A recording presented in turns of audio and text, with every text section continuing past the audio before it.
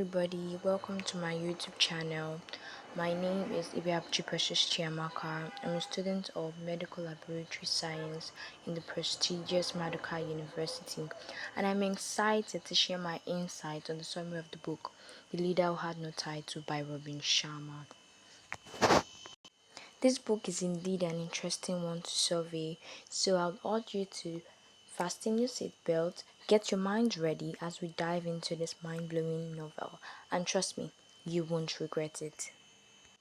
The Leader Who Had No Title by Robin Sharma is a book of leadership fable that teaches us leadership principles and skills with respect to self-leadership. So furthermore, we'll be increasing our knowledge of the book by dissecting this book chapter by chapter. Displayed on the screen is a table of contents that will be helping us survey the lessons of this book. So hang in there, guys. Before we go further, I would like us to define what leadership is. Leadership is defined as the ability of an individual, group, or organization to lead, influence, and guide other individuals. Now, what does leading without a title entail? Leadership isn't about carrying titles or positions. It's about serving others and influencing them positively, creating a safe environment for them and carrying them along in whatever you do as a leader. Now let's roll. Chapter 1 talks about the life of the protagonist, Blake Davis. He introduced himself and opened our minds to his journey in life.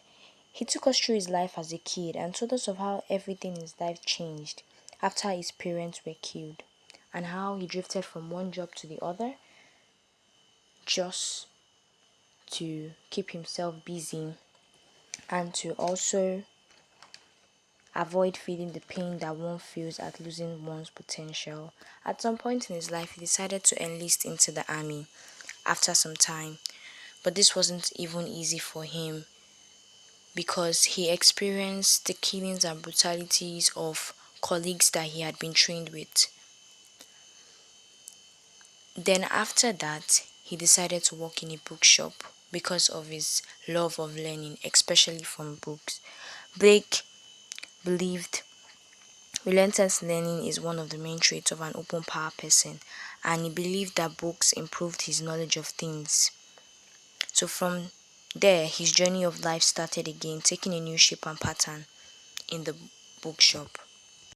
Chapter 2 talks about the meeting with the leadership mentor. In this chapter, Blake encounters a certain mysterious man who goes by the name Tommy Flynn. This encounter with Tommy Flynn really had a great impact on Tommy's perception of things, especially on leadership principles. At first, Tommy was seen as delusional, according to Blake, but little did Blake know that Tommy would turn out to be an important factor in his life.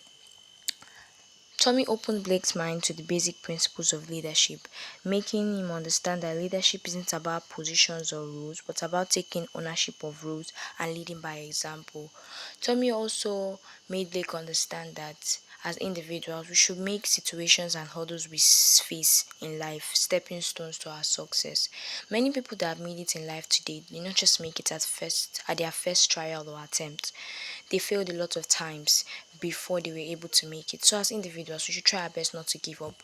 We should see our failures as stepping stones and not let those failures weigh us down. And Tommy also explained the philosophy that everyone deserves to be a leader. You don't have to be a CEO before you become a leader. That is what leadership is all about. Leading without a title is not about carrying positions or titles. It's about leading by example. So everyone can be a leader. As long as you can't breathe, you can lead. And Tommy also explained to Blake that teamwork is very important as a leader. You need to learn to have a community of like-minded friends that are driven towards the same goal you are driven towards, so that you'll be able to succeed faster. In chapter 3, the LWT was revealed to Blake, which means lead without a title. And Tommy made Blake understand that leading without a title entails leading by example. As individuals or as leaders, we need to lead by example. Before you tell people you're following what to do, they have to see it reflects in your life. Because when you tell people to do something and you're doing the opposite, they will definitely not listen to you. So you have to first check yourself before you tell them what to do. And also, he also told Blake that leading without a title also involves inspiring others. Definitely, when you lead by example, you inspire other people positively and not negatively. But when your actions are negative, you will inspire them negatively. In chapter 4, Blake meets with one of Tommy's amazing teachers who goes by the name Anna. Anna's job as a housekeeper really fascinated Blake because he saw that Anna was very sophisticated.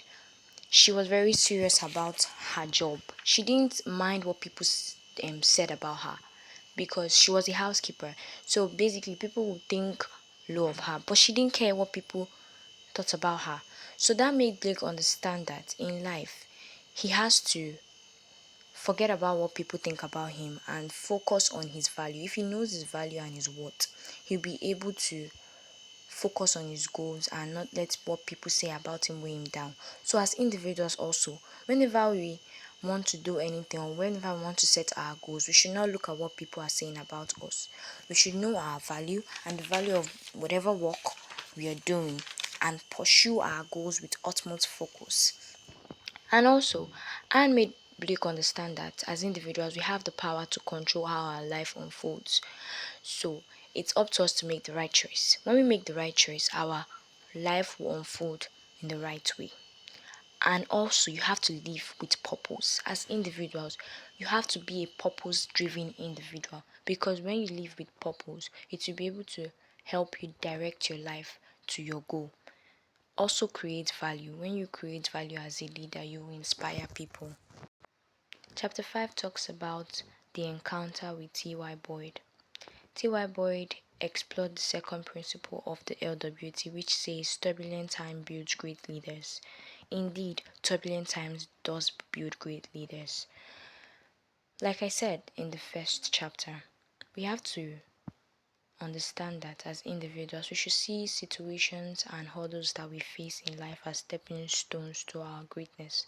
So, whenever we encounter turbulent times in our journey of success, we should not let it weigh us down. Instead, we should be strong and let those failures be our stepping stones to our success. When you are able to overcome the turbulent times you face, it builds your confidence as a leader. It builds that greatness in you and it makes you stronger. You should not make circumstances weigh you down. Instead, you should make those circumstances build you. And also, when you have good ideas, like when you cultivate good ideas, you'll be able to do things that great people do. Great people had great ideas. That's what made them great. Also, we should have a mind of boldness. We should not make our fears, like fears of failure especially, we should not make it weigh us down. We should make it make us stronger. We should be able to face our fears because when we face our fears, it makes us stronger and it makes us great leaders. Circumstances we face have a way of making us stronger and making us great leader. So we should know how to make circumstances we face a stepping stone to our success. In chapter 6, it talks about the third principle, the importance of relationships. I cannot overemphasize on this. Like I said, teamwork is very important. Relationship is very important. You have to be around people who are driven by the same goal. Because when you're around people that are driven by the same goal, it will encourage you when you want to give up. Because when you see that other people that have the same goal with you are strong, you'll be able to pick up your pieces and stand up. You'll be able to push forward because they will encourage you. Teamwork and relationships and having a community of like-minded friends is very important. Also, in chapter 6, the human acronym was introduced, which stands for heart, understanding, mingle, amuse, and nurture. As leaders, we have to be understand people that we are leading, and we also have to learn how to mingle. That's what I talked about, relationships. Mingle with people because when you mingle with people, you'll be able to get ideas from different sources that will help you in achieving your goals faster. And also, we have to learn how to nurture our leaders, our followers as leaders. We need to learn how to nurture them, be tolerative, because if you're not tolerative as a leader, you won't be able to be great. Because if you stumble on any person and you don't tolerate them, you will not be able to be great. So, in conclusion, the deeper your relationship, the stronger your leadership. The stronger, the deeper your relationship you have with people, the stronger your leadership. In chapter 7, we talked about the meeting with this massage therapist. The massage therapist emphasized on self leadership. As a leader, you need to first lead yourself first. Lead yourself, check your life first. See things from a different perspective, see things clearly, and also think about your health. Your health is very important. It's only a healthy person that can lead. If you're not healthy, you won't be able to lead. Try your best to inspire people. Do not neglect your family, because your family is also part of the relationships, and the deeper your relationship, the stronger your leadership. Also, elevate your lifestyle. Don't be limited to a particular thing, and also try to affirm yourself. In chapter 8, this chapter reinforces the notion that says leadership is not about titles or positions, but about cultivating a strong character and empowering others in the process, thereby inculcating leadership and creating lasting impact. In this chapter, it literally concludes the book, telling us that we should understand that leadership is not about titles. It's about influencing others, it's about leading by example, it's about relationships. At the end of the day, Blake got an understanding of what leadership was all about, and he shared the lead without a title philosophy wherever he went. So we should also share the lead without a title philosophy as individuals. Thanks for sticking around, guys. Bye bye.